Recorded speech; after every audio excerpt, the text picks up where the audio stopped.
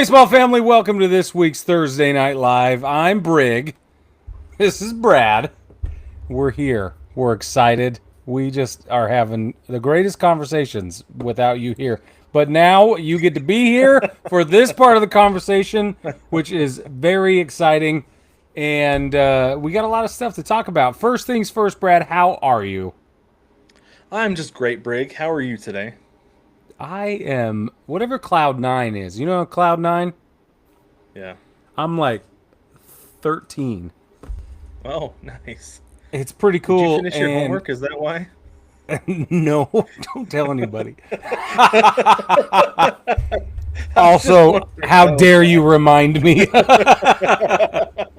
You know public shame works, right? That's what this is. This is love. That's what this was. This was love. Brad, I am excited for a lot of reasons. And the first reason is actually the first topic on our agenda today. And so I'm just going to get right into it because I'm feeling Do it. really petty and really excited about it right now. I'm feeling a little petty about this as well, just Yeah, so we're clear. yeah. Baseball Smug. family, if you didn't know, the Angels swept the Dodgers. Wait for it again. I hate it. Look, if you're a Dodgers fan, you simply must be as confused as we are. There's no other way to interpret this. And I don't care what justifications are said in after game press conferences. I don't care what Twitter warriors are saying. There's no amount of apologetics in the world that is going to help salve the hurt that Dodger fans must be feeling at having been swept by the Angels twice this season. It's just not a good look for a team that Which is is, now. by the way, a sweep for the entire season. Yeah, that's the whole. The They'll never Dodgers play each other winless again. against the Angels. Oh my god. The Angels outscored the Dodgers 20-15. I didn't see that coming.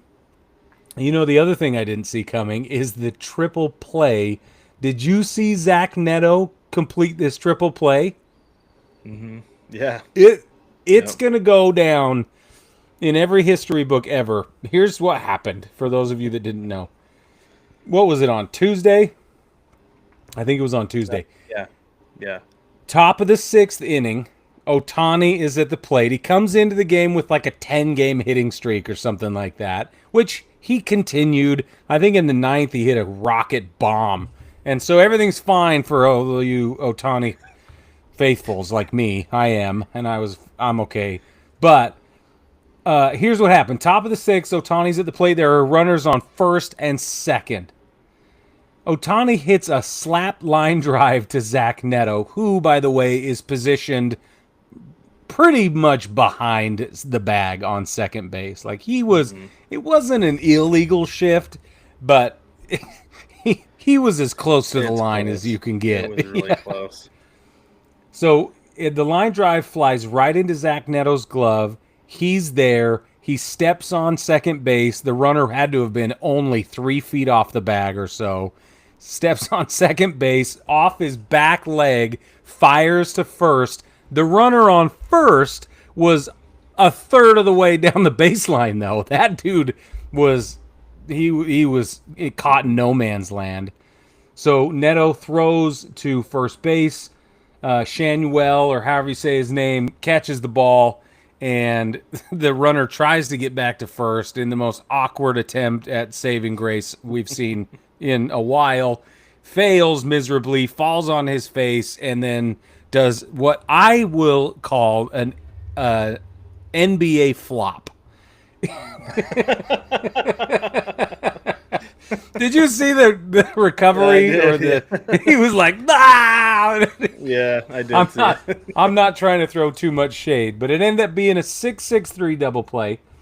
Triple play. So it's fabulous. Everything about it's fabulous. But here's the best part.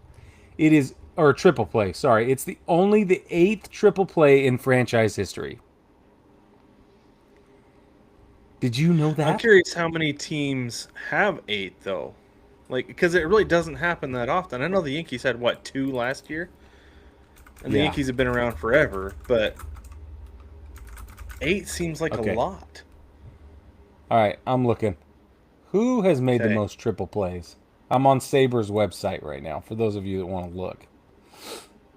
Okay. Teams who executed the most triple plays, including franchise shifts within the same league. The Cubs, up to from 1876 to 2002, they had 40. Oh wow. Okay. The from 1882 to 2002, the Cardinals had 42, but there's an asterisk beside it. This is a terrible breakdown. I don't care. I want to know. Most triple plays by a team. Here's a Guinness. Here's Guinness World Record. We should have done this before the live started, Brad. What are we That's doing? all right. New Real York quick, the Yankees, Angels have Chicago been around White since Sox were 1961. To only have 8 since 61 is pretty right. crazy. So you're right. Right. Only 8. It feels weird. It felt like a weird number. The most triple Mm-hmm. plays recorded by an MLB team in a season. Oh, nobody cares. Well, I don't think we're gonna find it, Brig. Anyway, We're not. it's I'm wild. out. Okay, so I just need to take a little bit of a lap here, and I don't remember if I did this in July when the Dodgers started losing, but Brig, I said before the season started that the Dodgers at one point would have a really bad stretch, You did say and that. some, and I took a little bit of crap for that, and I was like, it's fine because it's gonna happen. I know it is, and you know what? You know what? Even if I were a Dodger fan, you know what? I still would not be worried. I know you can't flip the switch and go into the What? playoffs and be like, okay, time to play. But you know what? No. You've got more talent than just about anybody who's going to make the playoffs. I would not be worried if I was a Dodger fan. Listen, you can go ahead and say just about anybody, but you can no longer say more talent than anybody. But you have to equivocate at this point. It has to be just about anybody. Does that, you know what I'm saying? Yeah. But you still have the best player in baseball, it's Shohei Uh, Ohtani, it's not an argument. right? Yeah. And if Mookie Betts somehow starts playing like Mookie Betts in the playoffs, and you get Freddie Freeman, and you get some pitching back, Yep. I think they'll be fine. I think they'll be fine. Yep. I really do. All Because right. it's not like they're going to miss the playoffs. They're not going to miss the playoffs, but they are currently in second place in the East, behind the West. Padres or the West. God, what is my deal? Yes, in the West. That's the second time I've done this. And the Padres can only be described as pyrotechnic, I think is the word I landed on. I was talking with my daughter, and we decided that it would be fun to I play think it's a with good word. alliteratives. Can I share the alliterative me and my kid Yeah. came up with? Yeah. We said that one day the pig-headed Pittsburgh Pirates would leave PNC Park for Petco to play the pyrotechnic Padres. That's a good one. I like that. Yeah, we did that. Because think about this. Because the Dodgers are 4.5 up on the Reds. The Reds aren't going to Yeah, catch the Dodgers. no. But But could the you Reds are imagine if they playing did? better than anybody expected. What'd you say? What did you say? Oh, I said, but could you imagine if they did? Dude, I honestly, that would I don't know. We'd be caught in some kind of weird mandala effect vortex or something. That wouldn't. We'd all be like, MLB would who? erase the season. Yeah, yeah. They'd be like, actually, we're moving the CBA up. We're going to strike now.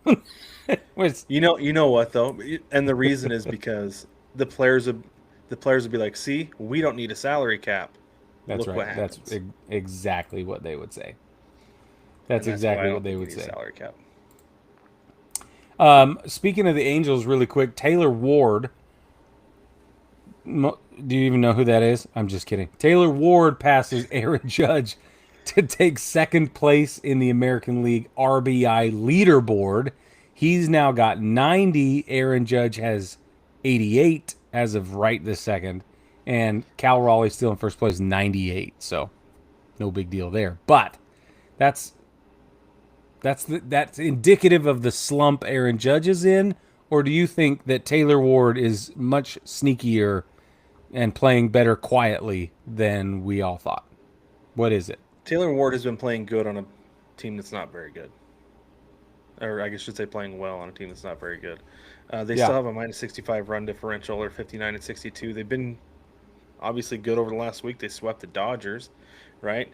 And it might be one of those cases where it's just like little brother comes out to play. We see it all the time in football, especially college football, you know, that Yeah, the it's Dodgers true. could have been looking past the Angels for this series and then kind of got over their toes a little bit and face planted. I think the Dodgers, like I said, I think the Dodgers will be fine going forward. Yeah. But Taylor Ward is pretty sneaky good. He said a couple years ago he wanted to be the best left fielder in baseball. Yep. And there are times where he really gets hot. He gets on a little streak and really produces Yeah. for that team. So Somebody has to. I think it's good for him. Yeah, I agree. Back to the Reds really quick. The Reds are only a half a game out of the wild card conversation right now. And the Mets are 1-9 in their last 10. Figure So that we out. could see something change over the weekend. Oh Seattle's going to man, be in Queens this weekend. So, and they I just lost the know. series to the Orioles, who have had their number, I by the way, know. over the last couple of Ugh. years. So we could see a wild card spot switch.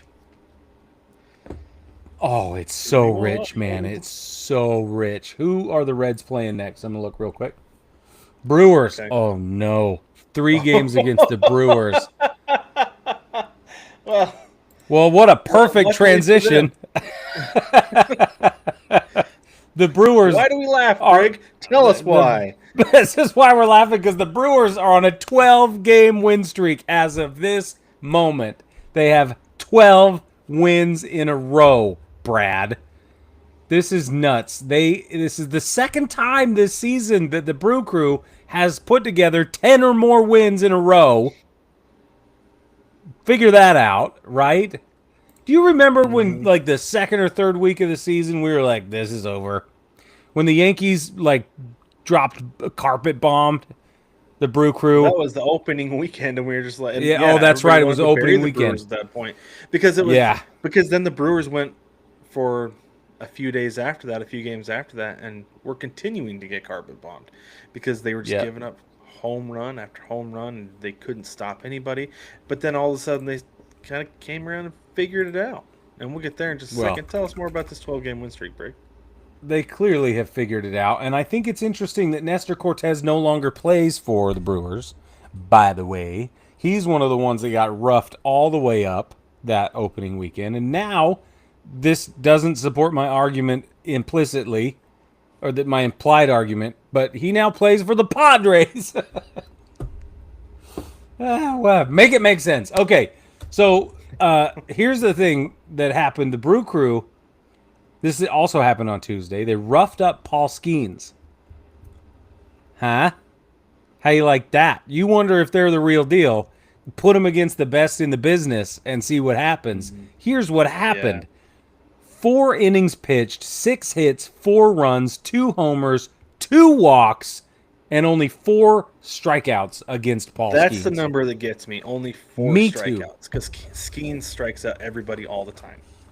Yes.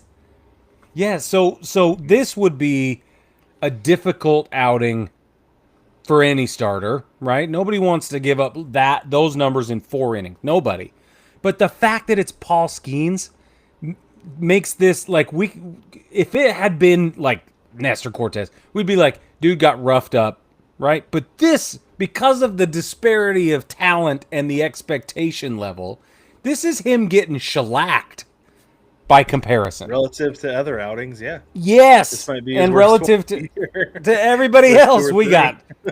got Scooble, Crochet, Sale, Skeens. Like, there's a short list of guys who are performing, Zach Wheeler, who are performing at that high a level consistently, and this is a beating in that group, in that club. Yeah, it is.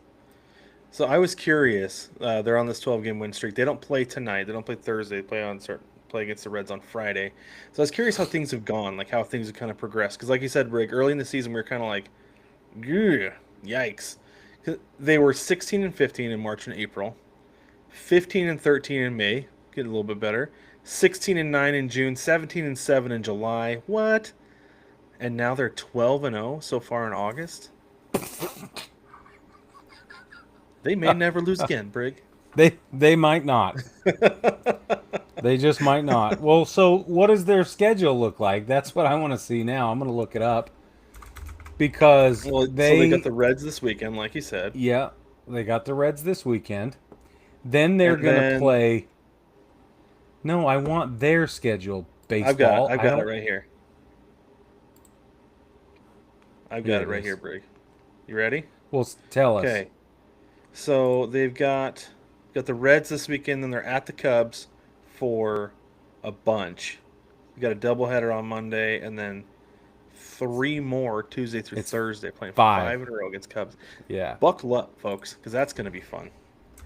And then Yeah. they've got the Giants, the D-backs, 4 against the D-backs, Blue Jays, Phillies, Pirates, Rangers, Cards, Angels, Cards. That's a good stretch for them. Oh yeah. Padres, and then they finish the season against the Reds. I like their chances of taking the division and like really finishing like super duper hot. If they can keep anything like this up, like they're gonna go on another tear. I wouldn't be surprised if they go on another 10-game winning streak. So what's interesting, you talk about them winning the division. Their division rival, Chicago Cubs, at one point had the best run differential in all of baseball, and now Milwaukee makes them look cheap because the Yeah, Cubbies have a 115, a positive 115 run differential. The Brewers are looking at plus 159 right now. they're What? double the Dodgers, by the way. Right? The team that was supposed to win 120 games. Yeah. Nobody in the American League has over 100 run differential. Nobody. Right. Yeah. That's because the American League's wide open this year. National League is Yeah. very top heavy. It's a little bit. I think it's closer than what anybody would have anticipated, and I don't Yeah. think anybody saw the Brewers running away with it. But yeah, the American League No is way. wide open between those 6 teams. Yeah, it really is. Speaking of the American But League, look out for the Brew Crew. yeah. Speaking of the American League, the Twins are taking down the for sale sign. Okay? There was a lot of talk, a lot of speculation about the It wasn't even Twins selling. speculation. They straight up said like the team is for sale. Yeah, that's true. But there was speculation about who would pick it up, when, etc. Apparently, the Paulin family, Paul, how do you say that name? Polad. Polad. Ugh. They s- sorry. They said, quote, over the past several months we explored a wide range of potential investment opportunities. Our focus throughout has been on what's best for the long-term future of the Twins. We have been fully open to all possibilities. After a detailed and robust process, our family will remain the principal owner of the Minnesota Twins. To strengthen the club in a rapidly evolving sports landscape, one that demands strong partnerships, fresh ideas, and long-term vision, we are in the process of adding 2 significant limited partnership groups, each of whom will bring a wealth of experience and share our family values. The key word in that is wealth. Yeah. We need money. We need help. And help means dollar bills. Yep. Yeah, I think that's like, I think that's why they wanted to get out. They're tired of paying money to do what they need to do because they had a 21-year winless streak in the playoffs. Yep. Like that, they got there at least. I mean, that's better than what I could say about my Mariners for a while. But Boy, howdy. they got there, couldn't get over the hump. And it's kind of like the way that money's been spent in Seattle for a long time, right? That like just good enough to almost get there, but Yeah. not quite. But to their credit, I believe the Polads have 2 World Series titles. Mm. I'm gonna double check Well, that real quick right now. they bought the Twins in '84 for $44 million. And then Carl, go ahead. You got it? 87 and 91. So yeah, they have There 2 you go. World Series titles. Nice. And Carl, who bought the team, passed away in 2009, left the team to his son Jim, and now nephew Joe eventually took over day-to-day operations. That's what we're dealing with now. Nephew of the principal original owner. The Twins had a fire sale at the deadline, right? They were like, Oh, they got the rid end. of 11 players. They retained 2 who will still be Mhm. under contract after the season is over. Byron Buxton, Pablo Lopez, 2 really good guys to build your team around, right? Oh yeah, And it made sense to me. It's like you're selling the team. What the heck? Why not? Then you sell the team in the off season, or have a sale ready to go once the season is over, or even just before, and they have a blank slate to work with. They can spend yep, as much or as little money as they want to put the rest of the team together. yep. But now, not so much. They're not selling the team But anymore. yeah, but I think you're still in the same. I think if even if you retain ownership, you still end up in the exact same situation where they're rebuilding. This is no different than Yeah, another team. yeah, they are. But I wonder if this, what is it? Wealth of experience that's coming in. This sudden influx of experience, Yeah. quote unquote. If that's going to help them in free agency. If now they've got like suddenly a large sum of cash that they can throw at free agents, and they're like, let's just start this thing over because now we have a whole bunch of money that we can throw at whomever, right? I don't know if Mm. it's necessarily going to Mm-hmm. work because it still feels unstable, like It super does. unstable, right? But Mm-hmm. they're going to give it a shot. And they said that all their moves were baseball decisions, Yeah. but I don't know. I don't know if I'm buying that. But even in that quote, right, baseball decisions, it says certainly set us up for more flexibility. The implication is financial Hmm. flexibility, right? Yeah. So Well, and are these investors that are going to be like, we're playing Moneyball, baby? Like, is that the plan? Because we've seen that probably, doesn't actually work if you don't do it yeah, right. it doesn't. And I, That you but got to have probably, pitching and an MVP in order for that to get you even to the playoffs. yep, Because, spoiler, that's the part of the story that's left out in the movie. yeah, yeah. Read the book. Learn read some read the baseball book. history. You don't even need Yeah, to read come the on book now. to go look at Baseball Reference. He was on that team. Yeah, well, that it wasn't. Yeah, Chris Pratt was not there. Okay, neither was Brad Pitt for that matter. It's a terrific movie. It's so good. It's really well done. It tells a terrific story. There, it is full of half truths and omissions and all that other cinematic Hollywood garbage that goes on with adapting real stories to storytelling, which is fine. It that is forgivable if you know that's what's happening, and it happens every time. So, you know, fun All right. fact. Okay, baseball family, don't forget that you can support us in a number of ways. The easiest way is to like, subscribe, rate, and review the show anywhere you're able. That is audio only now and on YouTube, also on social media. But if you want to take it a step further, we are available on Patreon. You can become one of our rooters and a formal member of the baseball family.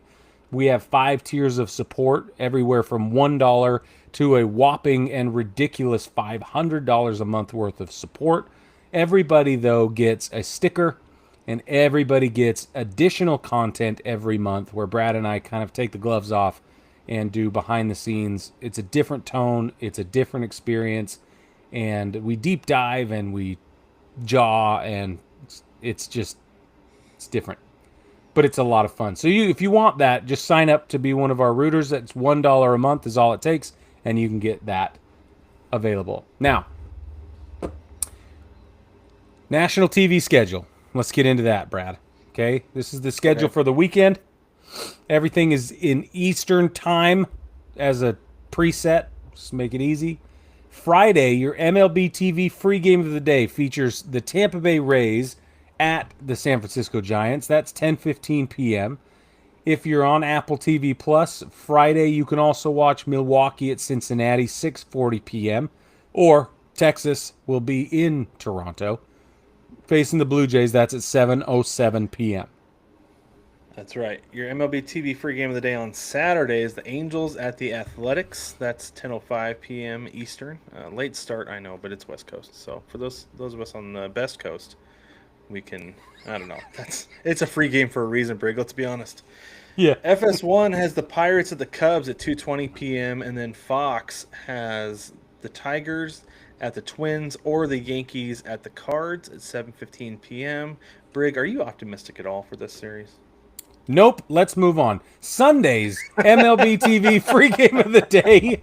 Texas at Toronto. That's 1:37 p.m. start time. Roku's 11:35 a.m. baseball game features Philadelphia at Washington.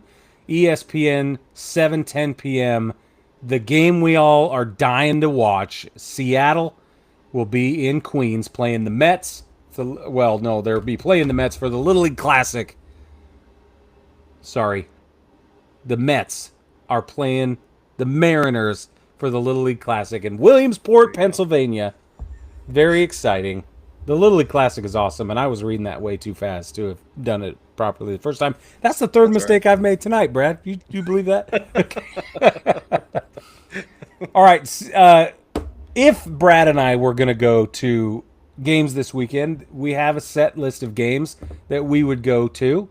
And if we were going to go, we would use SeatGeek to get our tickets. You can too by heading to SeatGeek.com and using code BASEBALLTOGETHER to save $20 on your first order. That's baseball together, which is one word, at SeatGeek.com. Get your tickets to the biggest games this weekend and anytime. SeatGeek, the official ticket marketplace of Major League Baseball. Brad erased mine, but Brad, who are you going to be watching? On there? Yeah, did you not? Okay. Oh, thanks. No, I didn't. Okay. Command Z. Yeah, it's nice. I'm sure you already have yours decided, though. I do have mine decided. I have the Mariners and the Mets, right? Yeah. I'm scoreboard watching with the Orioles and the Astros because the Mariners back to a game and a half back, and I'd like to see if they can close that gap and maybe pull ahead. Orioles are playing pretty well over the last little bit, so we'll see. And then, obviously, Brig, I think the series of the weekend is the Padres and the Dodgers. That is the one. 100%. That is the heavyweight bout. Yeah. Yes, it is. And it's going to be so awesome, dude. It's set to be so awesome. For those of you that don't know, the Dodgers sit now one game back in the West behind the pyrotechnic Padres. Put it on a t-shirt, Brad. This weekend, I'm going to be watching Yankees-Cardinals because I have a tremendous amount of self-loathing and bitterness. So I will be feeding that by watching my Yankees struggle to do anything. I don't know. Mariners, Mets, huge deal. I'm going to be watching that one. And then Padres, Dodgers. Those are the ones I'm going to watch too. There you go. I like it. Yep. There you go, buddy. All right. Baseball family. What do you think? What games are you watching? Who are you excited about? Is this kind of a stale weekend for you? Or is everybody going to be tuning in to Padres, Dodgers, and that's why the rest of the games are not as exciting? They're just not as exciting. But that Little League Classic is going to be fabulous. So it's going to be fun. I remember last year they announced that right after they flexed the Mariners and Mets to Sunday night on ESPN because there's some other crappy matchup. And so they took that out, they put them in, and then they announced this 2 days later, or even the next day, I think it was. I was like, golly, does ESPN have something with the Mariners and Mets that I don't know about? I don't know. Anyway. Maybe. I don't know about it. Want to take us out with Today in Baseball History today, Brig? Well, if we had one, I would. So, baseball family, stay tuned. No. Oh, yeah, it is. Apparently, it's still the 14th.